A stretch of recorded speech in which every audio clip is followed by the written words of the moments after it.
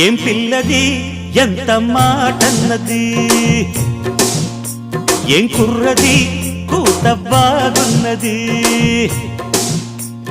సిగ్గుల పురి చెక్కిలి తనకుంది అంది చెక్కిలిపై కెంపులు నా సొంతం అంది ఎక్కడ ఏం చెయ్యాలో నేర్పమన్నది బాగున్నది కోడే ఈడన్నది ఈడందుకే బీడి పాలైనది కమ్మని కల కళ్ళెదుటకు వచ్చేసింది కొమ్మకు చద వీడేనని ఒట్టేసింది ఎప్పుడు ఏం కావాలో అడగమన్నది